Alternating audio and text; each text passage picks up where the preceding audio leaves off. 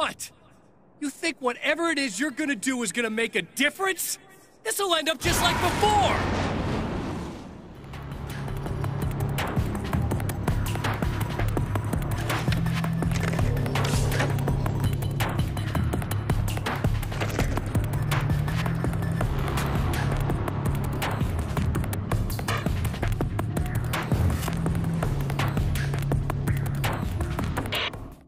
When the dark man's eyes suddenly... I've been around for a while now, you know? While you've been indisposed, stuck in the darkness, I've been busy. I operate in the shadows, not always literally, you understand? I'm a little more resilient than those I've taken, but I do my best work in the dark.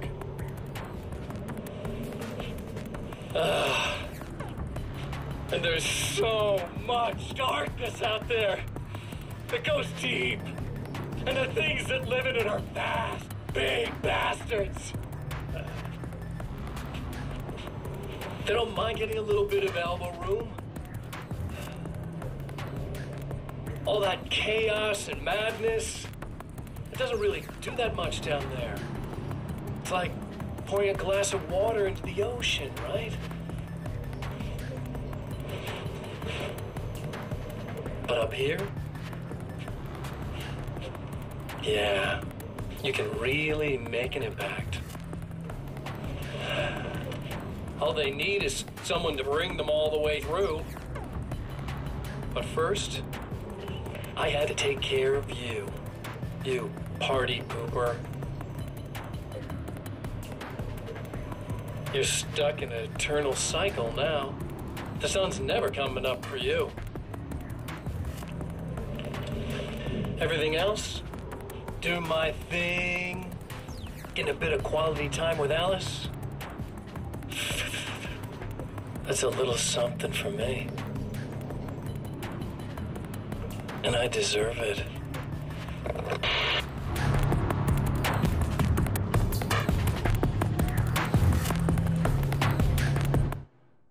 There's more to fighting the Taken than just burning away the darkness that protects them. When I'm fighting for my life, I find myself slipping into a state of intense concentration that makes the beam of my flashlight seem more powerful and focused. I used to think it was just my imagination, something brought on by the adrenaline and fear of death. But now I'm not so sure. I've been touched by powers that I can't begin to truly comprehend. And they've left a mark. I'm starting...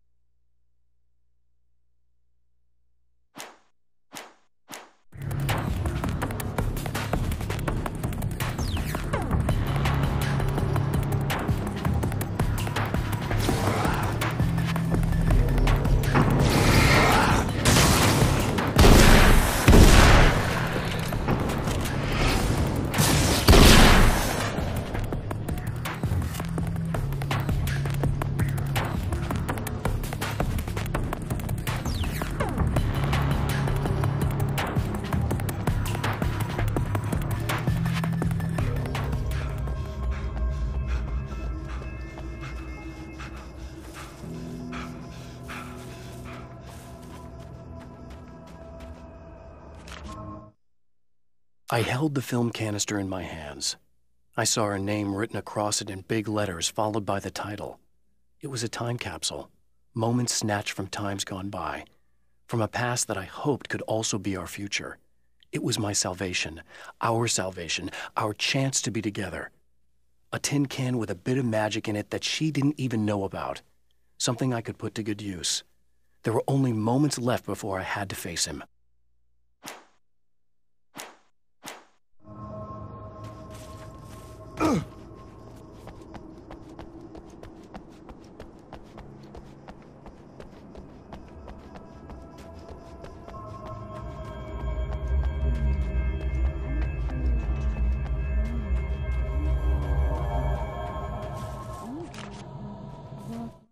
The clothes I wear now I shaped from dreams and memories. It's an old outfit, originally from the 90s. The last time I wore it was when I was still writing and Alice and I took a vacation in the desert before our troubles began. The night before, we'd been at a party, and I had dressed to the nines. On that lazy day, I put on these old clothes, worn and comfortable.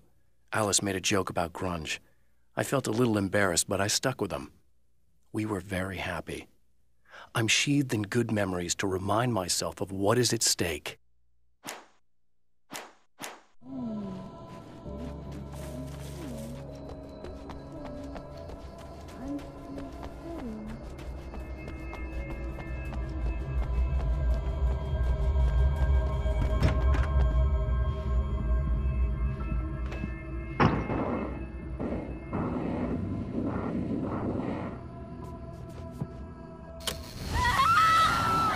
Oh, hey.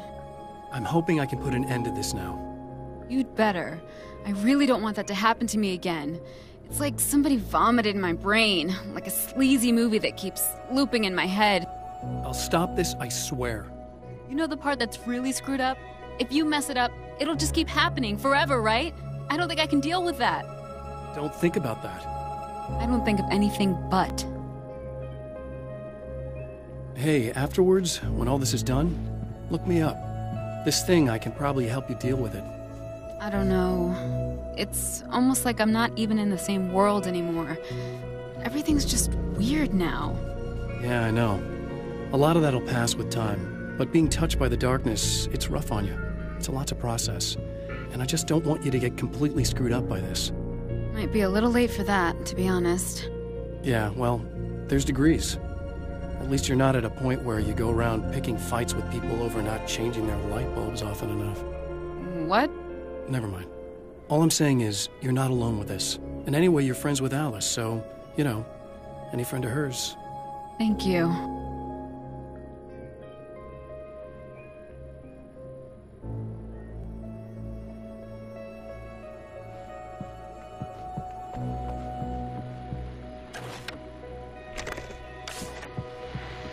Hello, folks, and welcome to the third part of our pre-recorded interview with Serena Valdivia and renowned photographer Alice Wake. So, tell me about the film. It wasn't something I ever thought of as an actual film. It was just footage, things I saw and happened to shoot. It's not a medium I'm very much at home with. You shouldn't put yourself down. You've got a great eye. Maybe, but experience is another thing. Because you're primarily a still photographer. Yes, exactly. So I'm really used to thinking of the world in terms of snapshots. I frame something and try to pick the right moment, and then reveal that moment to people. Moving images are a different story. I'm still learning a lot about it, to be honest. So, this is a new thing for you? Or maybe I'm just a slow learner. But showing it like this is definitely a new step for me. It's a little weird taking something this intimate and showing it to everybody. Not that the material itself is somehow shocking. It's just that those were private moments. But that's why it works, because it feels genuine. It's not so much a story as it is a sort of an echo, showing us how you saw your husband at the time. It's not really about the sunrise itself or Alan watching it. It's about you two together. I suppose. It's funny, looking at it now, especially now that it's been edited like that. It takes on a life of its own, almost. It's a kind of a fantasy. Well, there's nothing wrong with that. No, you're right. I'm glad you talked me into it.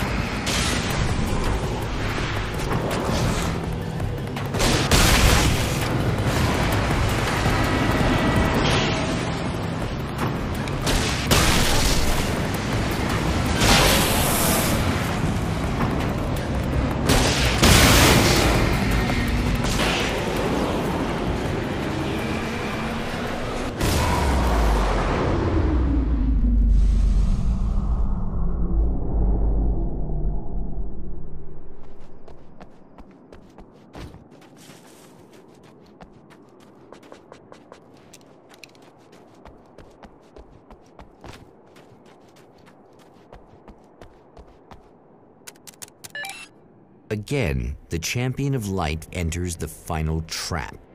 The new reality is almost here. All he needs to do is change the details of the scene, push it past the breaking point, and the rest will snap into place. I'd found her film from the pile of containers in the back. I'd threaded it into the projector. I swallowed hard, staring at the screen, hearing her voice, the sunrise I remembered so well only moments away. And then Mr. was there, nailed by the projector's beam, caught in his own trap. He shouted at me, first in confusion, then rage. And then the sun came up and things started to burn.